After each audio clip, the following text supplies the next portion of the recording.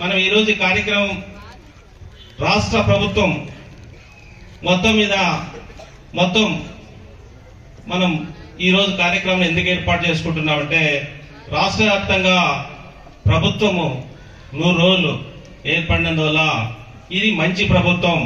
ప్రజలు తెలుసుకొని వీటిలో మేము చేసిన కార్యక్రమాలేమి, మేమేమేమి పథకాలు సాధించాము, వాటి ఎలా సక్సెస్ అయ్యాయి అని ప్రజలకు తెలియజెప్పాల్సిన బాధ్యత అధికారులకు మరియు పార్టీ నాయకులకు ఉంది. కాబట్టి ఈ కార్యక్రమాన్ని ఏర్పాటు చేసుకోవడమైంది. మరి ప్రతి వీధిన ప్రతి వార్డులోనూ గ్రామాల్లోనూ ఈ కార్యక్రమం జరుగుతుంది. ముఖ్యంగా చంద్రబాబు నాయుడు గారు గత ఎన్నికల్లో హామీలు ఇచ్చినప్పుడు మొట్టమొదటిగా ఆయన ఏం చెప్పారు, మొట్టమొదటిగా నేను మెగా డిఎస్సి పైన సంతకం పెడతాను అని తొలి సంతకమే చేస్తానని హామీ ఇచ్చారు.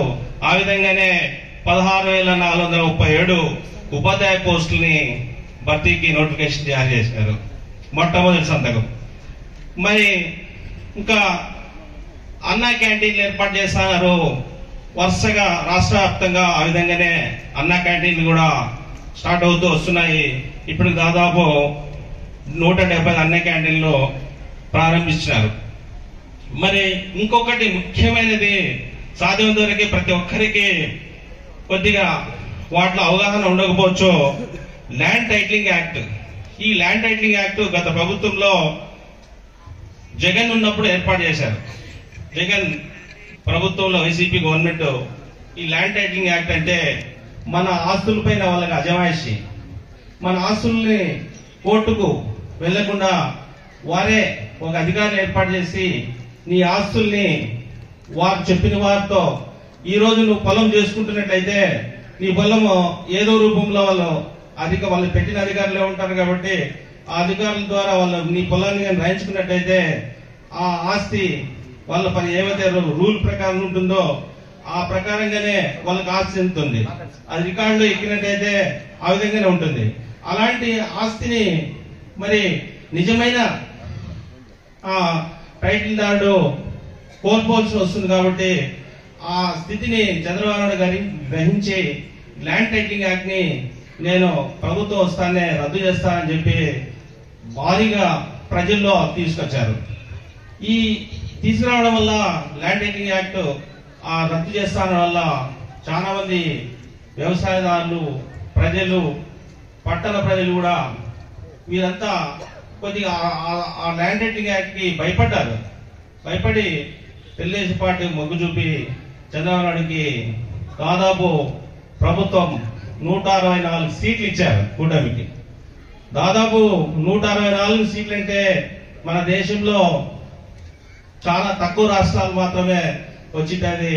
అంత మెజారిటీ సాధించి తెలుగుదేశం ప్రభుత్వం ముఖ్యమంత్రిగా నారా చంద్రబాబు నాయుడు గారు ప్రభుత్వం స్థాపించి ఆయన ఏం చేశారో వారి శత్రువులకు కాదు గత ప్రభుత్వానికి ఇప్పుడు చుక్కలు చూపిస్తున్నారు. ఏ విధంగా అది చూపిస్తున్నారంటే గత ప్రభుత్వంలో చేసిన అధికారులు, ఐపీఎస్ కానీ ఐఏఎస్ కానీ అధికారులకు ఏ విధంగా వారు మనల్ని మభ్యపెట్టి మన కొత్త జీవోలు తెచ్చి మన పైన తలపైన అనేక రకరకాలుగా బాధలు పెట్టి మనల్ని హింస పెట్టిన 5 సంవత్సరాల్లో ఈ రోజు అధికారులు దాదాపు 3 ఐపీఎస్ అధికారులు కేసులు కట్టించుకున్నారు.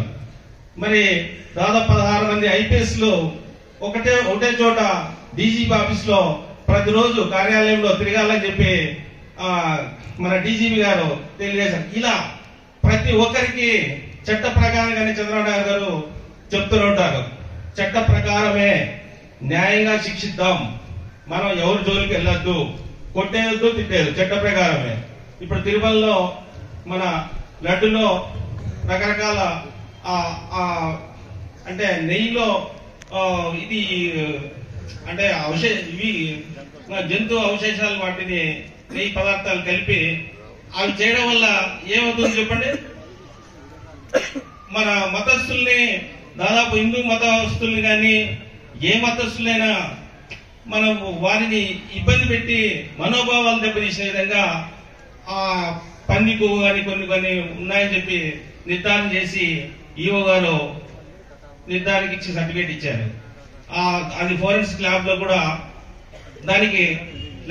తేలింది. 65 లక్షలు 85 లక్షలు అయ్యే ల్యాబొరేటరీని జగన్ పెట్టుకోలేకపోయాడు. ఇక్కడ మన టీటీడీ బోర్డులో ఇన్కమ్ ఎంత, టీటీడీ బోర్డు ఇన్కమ్ చాలా ఉన్నా కనీసము ఏర్పాటు చేయలేకపోయాడు. అలాగా ప్రభుత్వంలో ఉన్న లోపాలన్నీ బయటికి ప్రభుత్వం చట్ట ప్రకారంగానే చర్యలు తీసుకుంటుంది. ఇప్పుడు చేసిన ప్రభుత్వం ఇది ఒక్కసారి ఈ పక్క చూస్తారు కానీ ఒక్కసారి మీరంతా ఒక్కసారి చదవండి, అందరూ ఒకసారి చదవండి.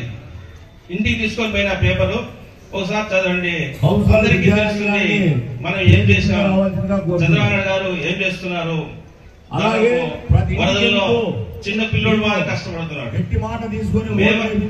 మా వయసులో కష్టపడతాం లేదు, దాదాపు 74-75 వయసులో ఆయన ఆ విధంగా కష్టపడడం చాలా ధైర్యమైన గుండె అయింది. ఇలాంటి ముఖ్యమంత్రి అదృష్టంగా భావిస్తూ ఈ అవకాశం కల్పించిన అందరికీ ఉదయపూర్వక